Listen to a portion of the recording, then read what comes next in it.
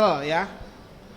Hari ini sudah memasuki sidang yang kesekian kali, sampai saya lupa nih sidangnya. Tapi agendanya hari ini adalah memeriksa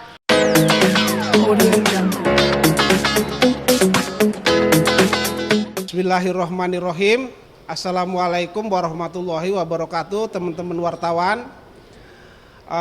Terima kasih telah meliput saya sidang pada hari ini. Jadi hari ini itu sidang perkara saya atas nama penggugat Zaini Mustofa melawan Ustadz Yusuf Mansur dan kawan-kawan yang terdaftar di Pengadilan Negeri Jakarta Selatan nomor 28-2020-PN-JKT-SEL ya. Hari ini sudah memasuki sidang yang kesekian kali, sampai saya lupa nih sidangnya. Tapi agendanya hari ini adalah memeriksa saksi yang saya ajukan, artinya saksi yang penggugat ajukan.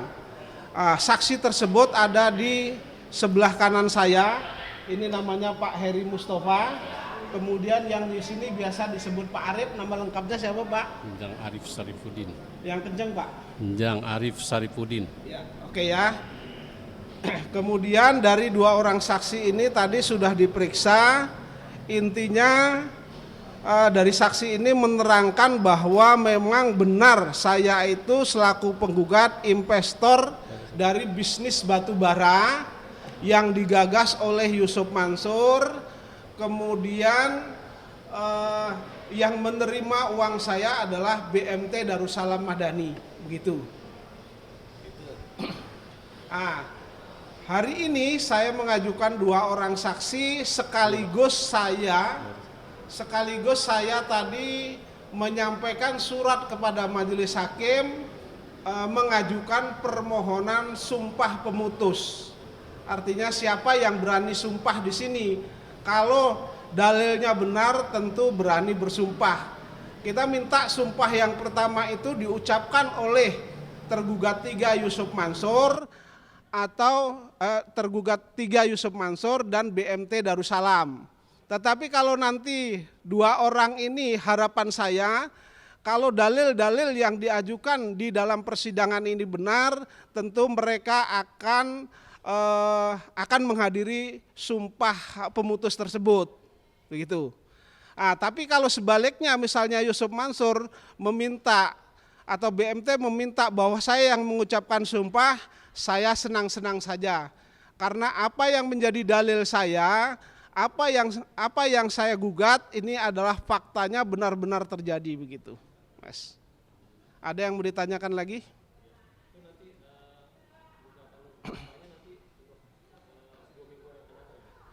Jadi begini, karena ini sumpah pemutus, sifatnya kalau kita berbohong tentu kita minta segera diazab atau dilaknat oleh Allah. Tadi majelis hakim mengatakan bahwa setelah surat saya serahkan, majelis hakim meminta kepada kuasa hukum Yusuf Mansur, tergugat 3, kemudian BMT Darussalam untuk memberikan jawaban itu. Apakah mereka mau bersumpah atau tidak, begitu. Jadi 2 minggu di tanggal 4 April 2023 nanti baru jawaban surat. Karena ini sifatnya sumpah pemutus tentu butuh persiapan yang matang. Karena ini kalau berbohong, kalau ini nanti berbohong, kalau tidak benar apa yang didalilkan, kemudian bersumpah, ini ancamannya adalah nyawa. Tapi saya siap, apa yang saya dalilkan itulah yang sebenarnya. Dan ini pernah juga saya minta kepada Yusuf Mansur untuk datang ke Masjid Darussalam sebanyak 2 kali untuk melakukan sumpah ini. Kalau di masjid kami bilang sumpah mubahalah. Kemudian karena mereka tidak datang dan tidak memberikan jawaban, kemudian saya mendatangi rumah Yusuf Mansur bersama teman-teman investor lain. Yang pertama tidak ditemui, yang kedua juga tidak ditemui, dan kami di sana bersama-sama sudah mengucapkan sumpah mubahalah. Ini kalau di pengadilan ini resmi ya, saya minta kepada majelis hakim untuk mengabulkan sumpah pemutus namanya. Sumpah pemutus ini pernah dipraktekkan di pengadilan, yaitu di Yogyakarta, gitu. Pada tahun kalau nggak salah 76-77 ini pernah. Ya. Memang jarang yang berani menggunakan karena ini taruhannya nyawa. Jadi kalau misalnya tidak benar ya segera siap-siap juga nanti dibungkus dan dikirim ke kuburan gitu.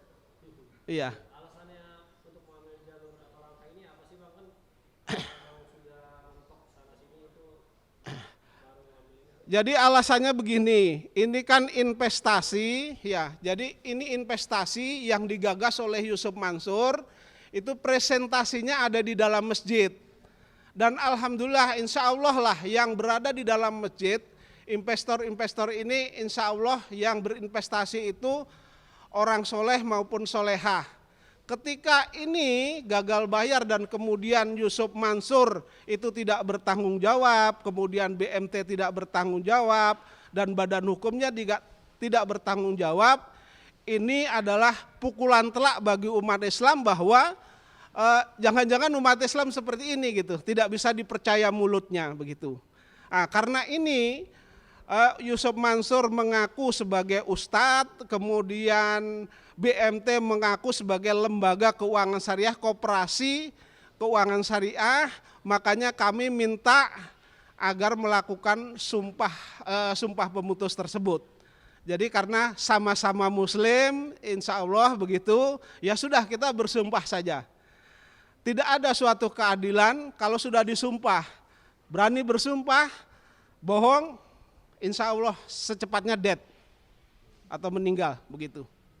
Berarti nanti konsekuensinya dua ya, dia mau sumpah tapi berbohong atau sumpah tapi berbohong atau seperti apa? Ya terserah, kalau mereka kan mendalilkan dalam dalil gugatan itu, baik dalam jawaban maupun dalam duplik kan mereka membantah tidak pernah terlibat dalam investasi ini. Wartawan-wartawan juga tahu bahwa Yusuf Mansur itu di Dagu Channel mengatakan bahwa tidak pernah terlibat dalam investasi batu bara. Kemudian di TV One juga Yusuf Mansur ngomong gede tuh mulutnya tuh bahwa tidak pernah bisnis batu bara, ya kan? Nah, inilah yang akan saya uji apakah benar dalilnya, apakah benar yang diucapkan itu begitu. Biar masyarakat juga kami mendidik masyarakat dan ini menjadi tarbiyah dari masyarakat begitu. Iya. Bukti-bukti yang lain kurang cukup kuat atau seperti apa sih Bang? Begini, kalau sumpah pemutus itu sudah diucapkan, itu tidak dibutuhkan bukti-bukti yang lain. Majelis hakim boleh nanti meninggalkan bukti yang lain. Karena ini kan ancamannya nyawa.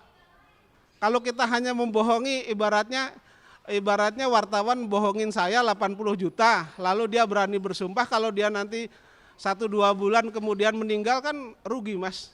80 juta nggak ada apa-apanya kan gitu. Gitu. Ya. Gimana? Kalau saya total kerugian saya pada saat menyetor itu saya 80. Tetapi investor yang lain kan masih banyak dan ini ngantri Mas mau gugat itu.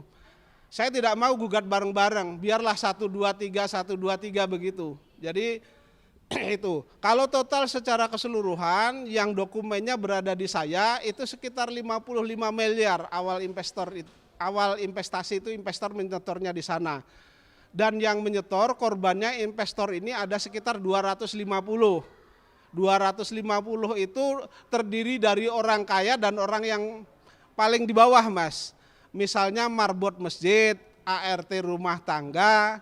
Kemudian ada marbot masjid sebenarnya mau saya hadirkan sebagai saksi di sini, cuman menurut majelis hakim sudah cukuplah keterangannya begitu. Itu mereka berinvestasi, gadekan motor, lalu nggak bisa begitu ini kredit macet nggak bisa bayar ya, saya nggak tahu cara penyelesaiannya, dan dia juga pinjem untuk investasi ini pinjem sapi dari keluarganya dijual untuk berinvestasi.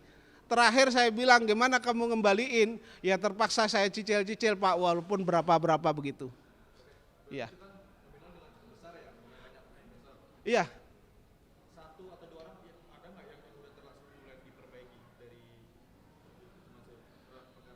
Oh, saya tidak tahu.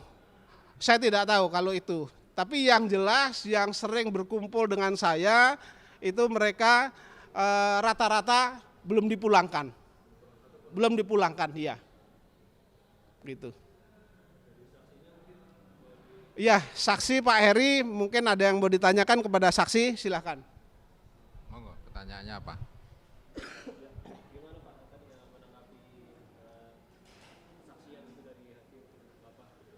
Ya, saya menjawab apa yang saya tahu, apa yang saya mengerti, apa yang saya alami. Saya nggak mengarang-arang, saya nggak membuat cerita-cerita. Yang saya tahu tadi sudah saya jawab. Oh, tadi seperti apa? Kapan mulai berinvestasi, tahun berapa, terus kemudian pernah menerima pengembalian berapa, terus Bukan pengembalian, keuntungan. keuntungan ya, bukan pengembalian investasi, bukan. Mendapat pembagian keuntungan berapa, terus kemudian apakah pernah meninjau lokasi tempat batu bara penambangannya gitu. Terus kemudian apakah ada janji Yusuf Mansur mau memberesin, jadi kata-katanya memberesin itu ya. Seperti itu. Ya. Kalau saya nggak bawa bukti, saya tadi disuruh melihat foto waktu di Kalimantan, oh saya kenal orang-orangnya. Oh iya, terangan saja. Terus ada surat juga tadi suruh melihat, ya itu betul. Ada surat seperti itu. Ya, saksi yang lain. Mari. Assalamualaikum warahmatullahi wabarakatuh. Saya tadi sebagai saksi sama seperti yang dikatakan sama saksi Pak Heri dan juga yang dijelaskan sama Pak Zaini. Pertanyaan hampir sama. Jadi kapan mulai berinvestasi, kenal dengan si A, si B dari Darussalam, dari koperasi gitu kan. Saya ya jawab setahu saya, sepengetahuan saya, sejujur-jujurnya karena saya tadi juga disumpah. Jadi apa yang saya sampaikan insya Allah itu benar gitu.